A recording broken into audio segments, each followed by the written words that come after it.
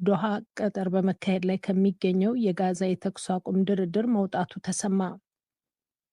የጀርመን አቃቢያነ ሕግ የሁቲ አማጺ ቡድን አባል ሳይሆን አይቀርም በሚል የተጠረጠረ ግለሰብም በቁጥጥር ስር መዋላቸውን ገለጹ።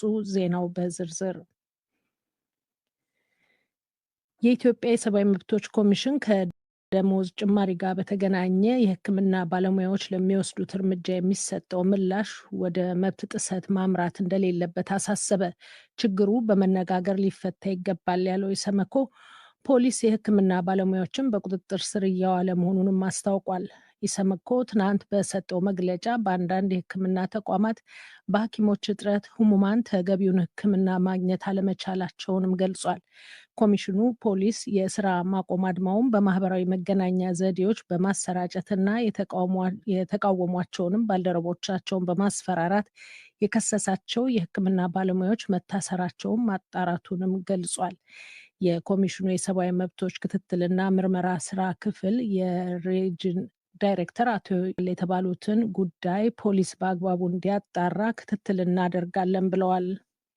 በሀገር አቀፍ ደረጃ በርካታ የሕክምና ባለሙያዎች ቁጥጥር ስር ውለዋል የሚሉ ሪፖርቶች አሉ። በጽህፈት ቤቶቻችን አማካኝነት የተወሰኑትን ቬሪፋይ ለማድረግ ሞክረናል። የተወሰኑት በዋስትና እንደተለቀቁ እኛም እናውቃለን። አሁንም ድረስ ግን በቁጥጥር ስር ውለው በፖሊስ ጣቢያዎች የሚገኙ የሕክምና ባለሙያዎች እንዳሉ እንረዳለን።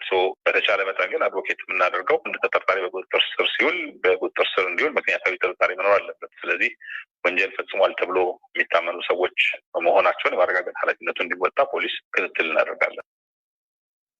የስራ ማቆም አድማው በጤና ዘርፍ አገልግሎት ላይ አሉታዊ ጫና ማሳደሩን በመግለጽም ከሁለቱም ወገን ለጉዳዩ አፋጣኝ መፍትሄ መፈለግ እንደሚገባ ኢሰመኮ አሳስቧል።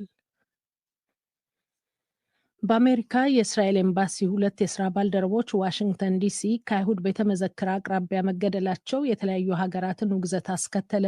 ሁለቱ የእስራኤል ኤምባሲ ሰራተኞች ትናንት ረቡዕ ምሽት ከአንድ ብቻውን ከነበረ ግለሰብ በተተኮሰባቸው ጥይት ነው የተገደሉት። ሰለባዎቹ ያሮን ሊሽንክስ እና ሳራህ ሊያን ሚሊግርም በቅርቡ ሊሞሸሩ እንደነበር ነው ሮይተርስ ያመለከተው።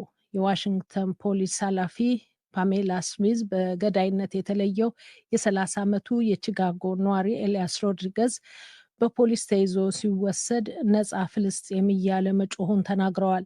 የእስራኤል የውጭ ጉዳይ ሚኒስትር ጌዲዮን ሳር ድርጊቱን መርዛማ ያሉት የጸረ ሴማዊነት ውጤት ብለውታል። ግድያው ከጸረ ሴማዊነት ጋር የተገናኘ ነው ያሉት ፕሬዚደንት ዶናልድ ትራምፕን በበኩላቸው እንዲህ ያለው ነገር በአስቸኳይ እንዲቆም ጠይቀዋል።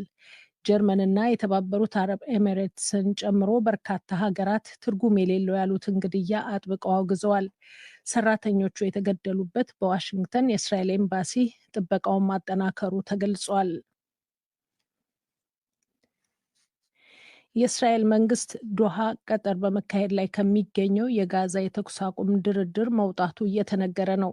የጀርመን የዜና ወኪል ዲፒኤ የእስራኤል መገናኛ ብዙሃንን ጠቅሶ እንደዘገበው የእስራኤል ተደራዳሪዎች በሙሉ በዛሬው ዕለት ወደ ሀገራቸው እንዲመለሱ ጥሪ ደርሷቸዋል።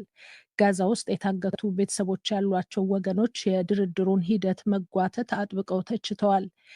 በተያያዘ ዜና ጋዛ ለሚገኙ ፍልስጤማውያን አስፈላጊው ሰብአዊ እርዳታ እንዲደርስ አሁንም እየተጠየቀ ነው። የጀርመን መራሄ